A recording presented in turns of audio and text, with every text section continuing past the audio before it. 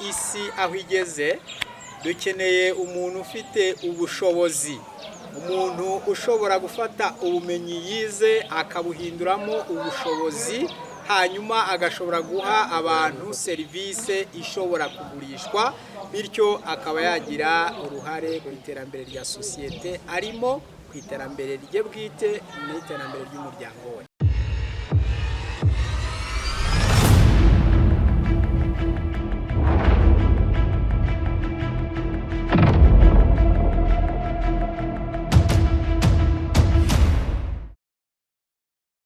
Muraho neza. Muraho. Ni Artist TV, ni televiziyo ikora inkuru zibanda ku burezi muri rusange. Tugize amahirwe yo guhura namwe mu munsi mukuru w'abanyeshuri basozaga ibijyanye n'amasomo igihe gito bakurikiranaga.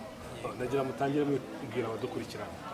Murakoze cyane, amazina nitwa Niyonzima Philippe, ndi umugenzuzi w'uburezi mu murenge wa Nyundo. Muri uyu murenge wa Nyundo muri rusange ndahera ku bibazo by'ibanze. Ese iyo murebye uburezi muri rusange murenge wa Nyundo uburezi buhagaze gute? Murakoze cyane, muri uyu murenge wa Nyundo uburezi buhagaze neza kuko mu mashuri dufite agera kuri 18 dusanga iyo tuyagereranije n'ayandi yo mu wundi murenge dusanga ari amashuri ahagaze neza. Cyakora ntihabura nyine ibyo kugenda abantu bongeramo imbaraga, cyane cyane iyo urebye nk'imibare y'abanyeshuri biga amashuri y'ubumenyingiro iracyari hasi, kuko mu gihe dufite abanyeshuri biga mu mashuri yisumbuye bageze ku 2,800, dufite abagera kuri 850 biga mu mashuri y'ubumenyingiro. Akaba ari ikintu cyo gushyiramo imbaraga kugira ngo abanyeshuri barusheho kwitabira ayo mashuri ajyanye n'ubumenyingiro. Ndagaruka kuri gahunda nabasanzemo uno munsi ijyanye n'abasoza amasomo y'igihe gito. Iyi gahunda iteye ite? Muri rusange iyi gahunda ni gahunda ifasha abana bagiye biga bakarangiza troncome ntibakomeze, hari n'abandi barangiza umwaka wa gatandatu muri general education, noneho bakaba baza kwiga umwuga.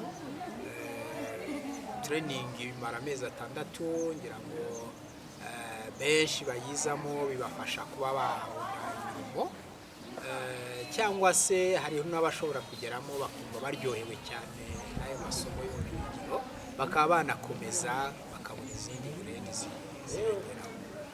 Iyo murebye muri rusange abijyanye n'amasomo y'ubumenyingiro cyangwa se imyuga, kuba wagira icyo umuntu yiga ndetse akaba yagira icyo akora, ubona nk'umuntu uba mu burezi umunsi ku wundi, ubona ari we musaruro urubyiruko rugomba kwitega kuri iki gikorwa?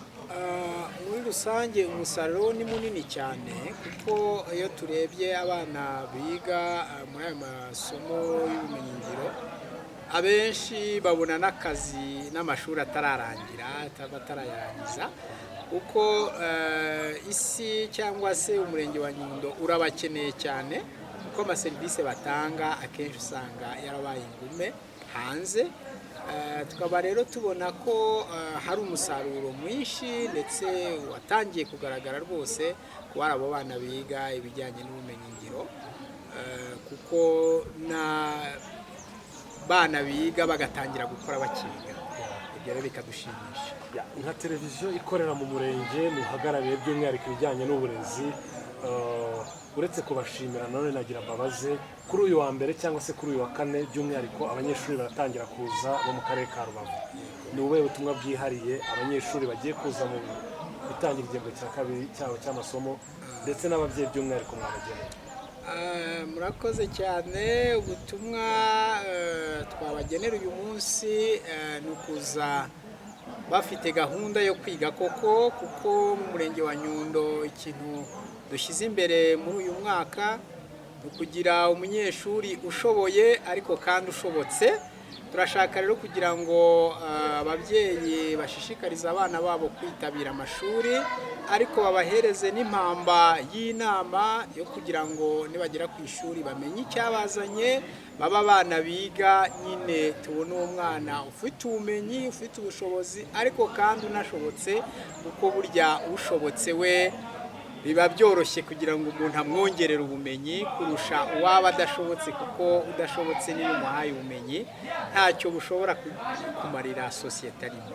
So nkumva rero ari icyo nakwifuriza ababyeyi, ariko nkongera no kubakangurira kubaha ibyangombwa byose by'ishuri kugira ngo abana nibagera ku ishuri basange bafite ibyangombwa byose byatuma biga batekanye, kugira ngo hatagira inkomyi zaturuka ku kuba hari ibyo baje batiteguye, bikaba byasaba kandi kongera gusubira mu rugo. Ndatekereza ko ubwo butumwa ari bwo nagenera ababyeyi bari gutegura abana baje gutangira igihembwe cya kabiri. Urakoze cyane. Tugana ku musozo, ndagira ngo mbasabe mugire ubutumwa bwihariye mugenera abanyarwanda, abajene, urubyiruko muri rusange bakurikirana ino televiziyo, by'umwihariko inakorera mu murenge mubereye umuyobozi hirya no hino mu gihugu. Murakoze cyane.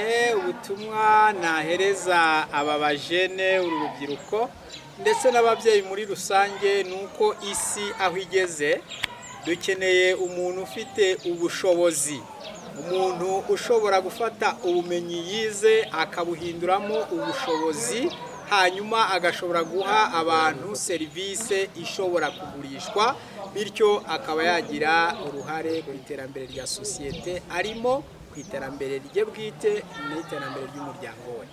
Turabashimiye, reka nizere ko n'ubutaha tugira amahirwe cyangwa se tukagira icyo dukenera kubahanuzaho nk'abantu badutanze kubona izuba muzadunganya. Murakoze cyane, karibu sana.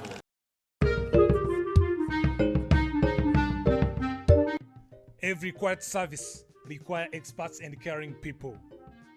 We all need good mood and it requires nice place. We have solution for you. We are Martin's Expert Home.